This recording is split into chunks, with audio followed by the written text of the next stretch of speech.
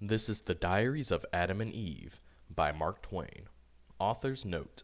I translated a portion of this diary some years ago, and a friend of mine printed a few copies in an incomplete form, but the public never got them.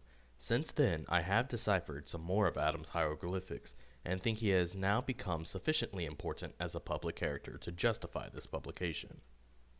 Mark Twain. Extracts from Adam's diary, translated from the original manuscript. Monday.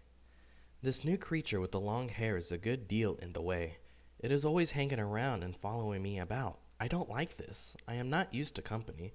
I wish it would stay with the other animals. Cloudy today. Wind in the east. Think we shall have rain? We? Where did I get that word? I remember now. The new creature uses it. Tuesday. Been examining the great waterfall. It is the finest thing on the estate, I think. The new creature calls it Niagara Falls. Why? I am sure I do not know. Says it looks like Niagara Falls. That is not a reason. It is a mere waywardness and imbecility. I get no chance to name anything myself. The new creature names everything that comes along before I can get in a protest, and always that same pretext is offered. It looks like a thing. There is the dodo, for instance. Says the moment one looks at it, one sees at a glance that it looks like a dodo. It will have to keep that name, no doubt. It wearies me to fret about it, and it does no good. Anyway, dodo. It looks no more like a dodo than I do. Wednesday. Built me a shelter against the rain, but could not have it to myself in peace. The new creature intruded. When I tried to put it out, it shed water out of the holes it looks with, and wiped it away with the back of its paws, and made a noise such as some of the other animals make when they are in distress. I wish it would not talk. It is always talking. That sounds like a cheap fling at the poor creature, a slur, but I do not mean it so. I have never heard the human voice before, and any new and strange sound intruding itself here upon the solemn hush of these dreaming solitudes offends my ear and seems a false note. And this new sound is so close to me, it is right at my shoulder, right at my ear, first on one side, and then the other. I am used only to the sounds that are more or less distant from me. Friday. The naming goes recklessly on, in spite of anything I can do. I had a very good name for the estate, and it was musical and pretty. Garden of Eden. Privately, I continue to call it that, but not any longer publicly. The new creature says it is all woods and rocks and scenery, and therefore has no resemblance to a garden. Says it looks like a park, and does not look like anything but a park. Consequently, without consulting me, it has been new named Niagara Falls Park. This is sufficiently high-handed, it seems to me, and already there is a sign up. Keep off the grass. My life is not as happy as it was. Saturday. The new creature eats too much fruit. We are going to run short, most likely. We again. That is its word. Mine too, now, from hearing it so much. Good deal of fog this morning. I do not go out in the fog myself. The new creature does. It goes out in all weathers and stumps right in with its muddy feet and talks. It used to be so pleasant and quiet here. Sunday. Pulled through. This day is getting to be more and more trying. It was selected and set apart last November as a day of rest. I already had 6 of them per week before. This morning found the new creature trying to clod apples out of that forbidden tree. Monday. The new creature says its name is Eve. That is all right. I have no objections. Says it is to call it by when I want it to come. I said it was superfluous then. The word evidently raised me in its respect, and indeed it is a large, good word, and will bear repetition. It says it is not an it is a she. This is probably doubtful, yet it is all one to me. What she is were nothing to me if she would but go by herself and not talk. Tuesday. She has littered the whole estate with execrable names and offensive signs. This way to the whirlpool, this way to Goat Island, Cave of the Winds this way. She says this park would make a tidy summer resort if there was any custom for it. Summer resort, another invention of hers. Just words without any meaning. What is a summer resort? But it is best not to ask her. She has such a rage for explaining. Friday. She has taken to beseeching me to stop going over the falls. What harm does it do? Says it makes her shudder. I wonder why. I have always done it, always liked the plunge and the excitement and the coolness. I suppose it was what the falls were for. They have no other use that I can see, and they must have been made for something. She says they were only made for scenery, like the rhinoceros and the mastodon. I went over the falls in a barrel, not satisfactory to her. Went over in a tub, still not satisfactory. Swam the whirlpool and the rapids in a fig leaf suit. It got much damaged. Hence, tedious complaints about my extravagance. I am too much hampered here. What I need is a change of scene. Saturday. I escaped last Tuesday night and traveled 2 days and built me another shelter in a secluded place and obliterated my tracks as well as I could. But she hunted me out by means of a beast which she has tamed and calls a wolf, and came making that pitiful noise again, and shedding that water out of the places she looks with. I was obliged to return with her, but will presently emigrate again when occasion offers. She engages herself in many foolish things, among others, trying to study out why the animals called lions and tigers live on grass and flowers when, as she says, the sort of teeth they wear would indicate that they were intended to eat each other. This is foolish, because to do that would be to kill each other, and that would introduce what, as I understand it, is called death. And death, as I've been told, has not yet entered the park, which is a pity on some accounts. Sunday. Pulled through. Monday. I believe I see what the week is for. It is to give time to rest up from the weariness of Sunday. It seems a good idea. She has been climbing that tree again. Clotted her out of it. She said nobody was looking. Seems to consider that a sufficient justification for chancing any dangerous thing. Told her that. The word justification moved her admiration. And envy, too, I thought. It is a good word. Thursday. She told me she was made out of a rib taken from my body. That is at least doubtful, if not more than that. I have not missed any rib. She is in much trouble about the buzzard. Says grass does not agree with it. Is afraid she can't raise it. Thinks it was intended to live on decayed flesh. The buzzard must get along with the best it can with what is provided. We cannot overturn the whole scheme to accommodate the buzzard. Saturday. She fell into the pond yesterday when she was looking at herself in it, which she is always doing. She nearly strangled, and said it was most uncomfortable. This made her sorry for the creatures which live in there, which she calls fish, for she continues to fasten names onto things that don't need them and don't come when they are called by them, which is a matter of no consequence to her, as she is such a numbskull anyway. So she got a lot of them out and brought them in last night and put them in my bed to keep warm.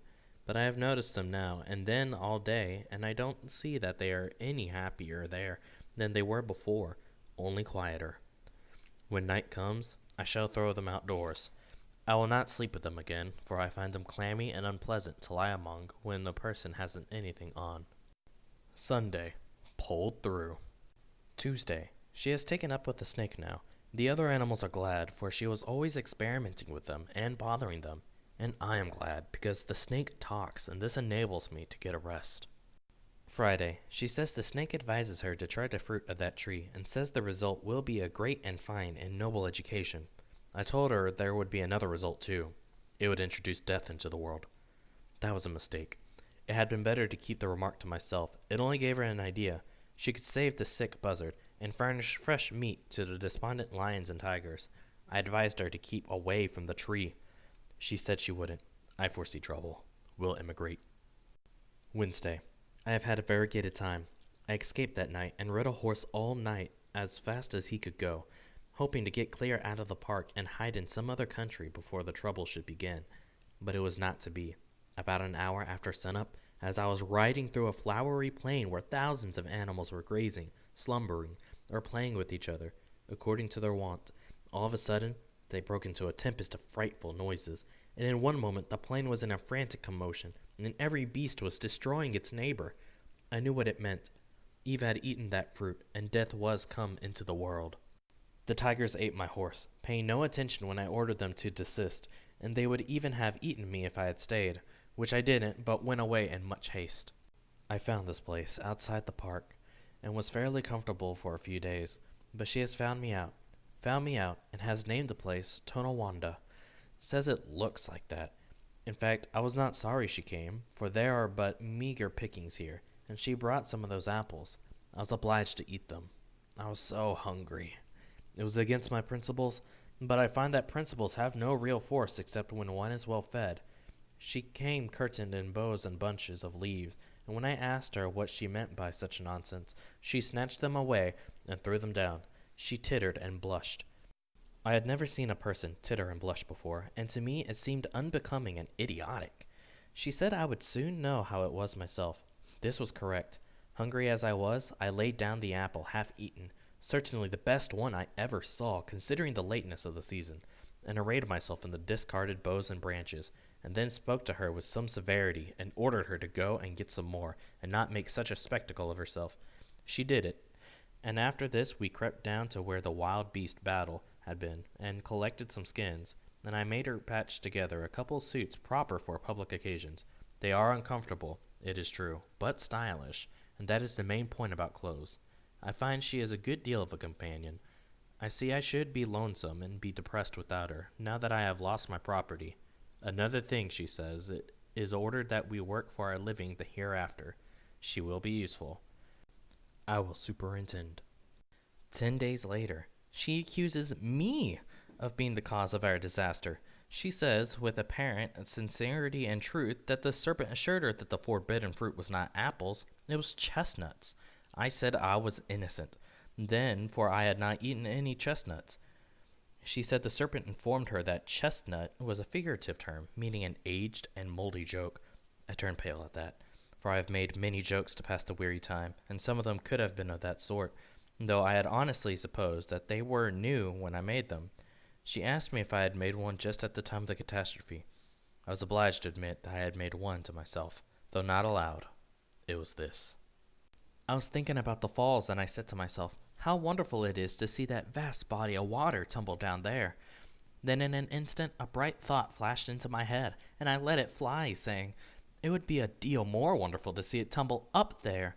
And I was just about to kill myself with laughing at it, when all nature broke loose in a war and death, and I had to flee for my life. There, she said, with triumph, that is just it. The serpent mentioned that very jest, and called it the first chestnut, and said it was coeval with the creation. Alas, I was indeed to blame. Would that I were not witty. Oh, would that I had never had that radiant thought.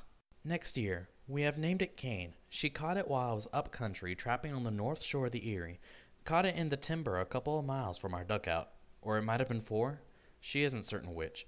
It resembles us in some ways, and may be a relation. That is what she thinks, but this is an error, in my judgment. The difference in size warrants the conclusion that it is a different and new kind of animal. A fish, perhaps, though when I put it in the water to see, it sank, and she plunged in and snatched it out before there was an opportunity for the experiment to determine the matter.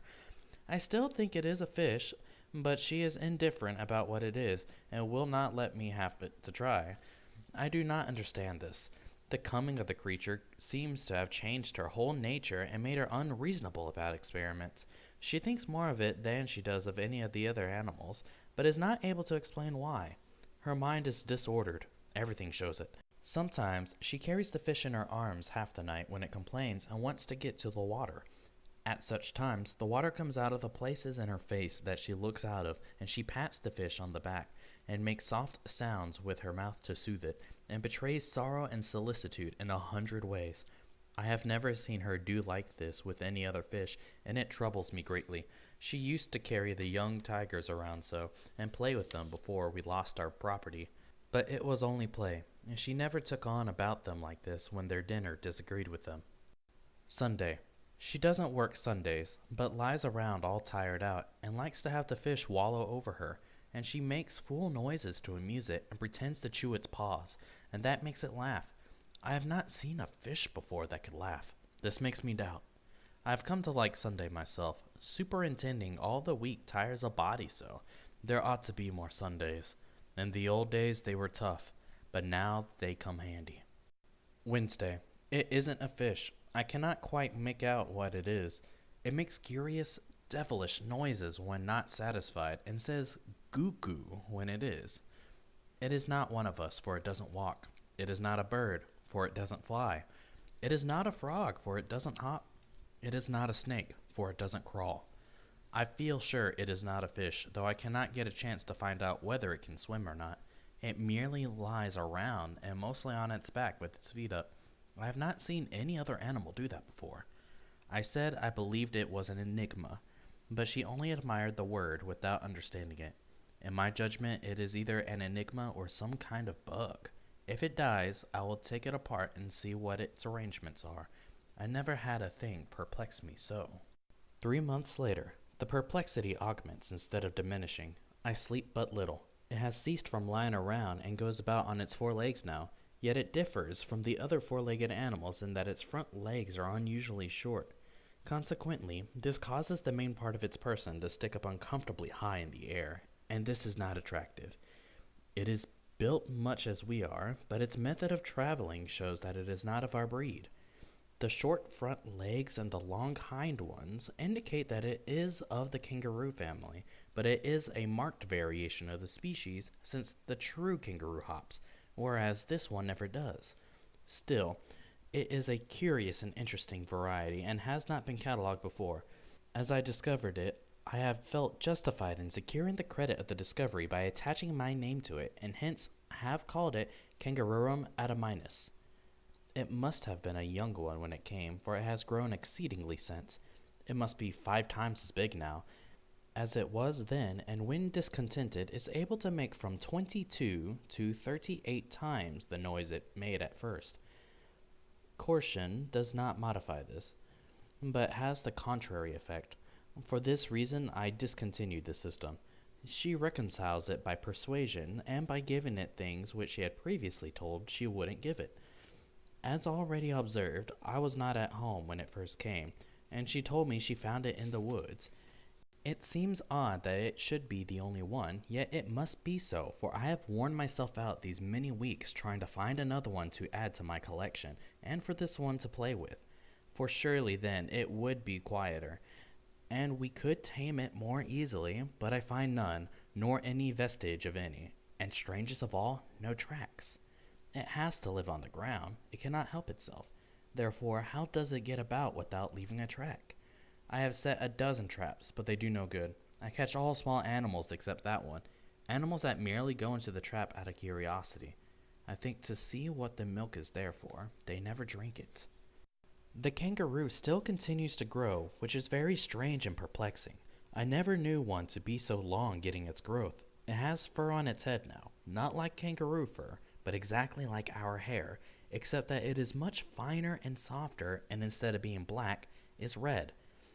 I am like to lose my mind over the capricious and harassing developments of this unclassifiable zoological freak. If I could catch another one. But that is hopeless. It is a new variety, and the only sample. This is plain. But I caught a true kangaroo and brought it in, thinking that this one, being lonesome, would rather have that for a company than have no kin at all, or any animal it could feel nearness to or get sympathy from in its forlorn condition here among strangers who do not know its ways or habits, or what to do to make it feel that it is among friends. But it was a mistake. It went into such fits at the sight of the kangaroo that I was convinced it had never seen one before. I pity the poor, noisy little animal, but there is nothing I can do to make it happy. If I could tame it, but that is out of the question. The more I try, the worse I seem to make it. It grieves me to the heart to see it in its little storms of sorrow and passion. I wanted to let it go, but she wouldn't hear of it. That seemed cruel and not like her, and yet she may be right. It might be lonelier than ever, for since I cannot find another one, how could it? 5 months later. It is not a kangaroo. No, for it supports itself by holding to her finger, and thus goes on a few steps on its hind legs and then falls down. It is probably some kind of a bear, and yet it has no tail as yet, and no fur except on its head. It still keeps on growing. That is a curious circumstance, for bears get their growth earlier than this. Bears are dangerous since our catastrophe, and I shall not be satisfied to have this one prowling about the place much longer without a muzzle on. I have offered to get her a kangaroo if she would let this one go, but it did no good. She is determined to run us into all sorts of foolish risks, I think. She was not like this before she lost her mind. A fortnight later, I examined its mouth. There is no danger yet. It has only one tooth.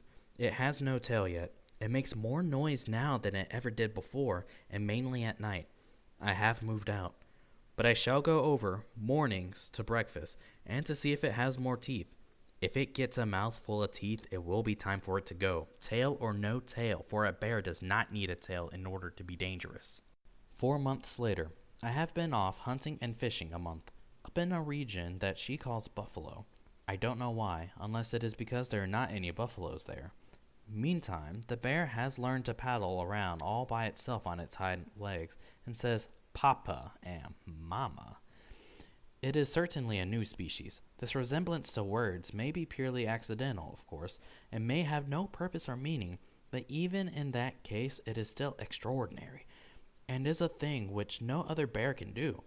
This imitation of speech, taken together with the general absence of fur and entire absence of tail, sufficiently indicates that this is a new kind of bear. The further study of it will be exceedingly interesting. Meanwhile, I will go off on a far expedition among the forests of the north and make an exhaustive search. There must certainly be another one somewhere, and this one will be less dangerous when it has company of its own species. I will go straight away, but I will muzzle this one first. 3 months later. It has been a wary, wary hunt, yet I have had no success. In the meantime, without stirring from the home estate, she has caught another one. I never saw such luck. I might have hunted these woods 100 years. I never should have run across that thing. Next day, I have been comparing the new one with the old one, and it is perfectly plain that they are the same breed. I was going to stuff one of them for my collection, but she is prejudiced against it for some reason or other, so I have relinquished the idea, though I think it is a mistake. It would be an irreparable loss to science if they should get away. The old one is tamer than it was, and can laugh and talk like the parrot, having learned this, no doubt, from being with the parrot so much, and having the imitative faculty in a highly developed degree. I shall be astonished if it turns out to be a new kind of parrot, and yet I ought not to be astonished, for it has already been everything else it could think of since those first days when it was a fish. The new one is as ugly now as the old one was at first, has the same sulphurous and raw meat complexion, and the same singular head without any fur on it.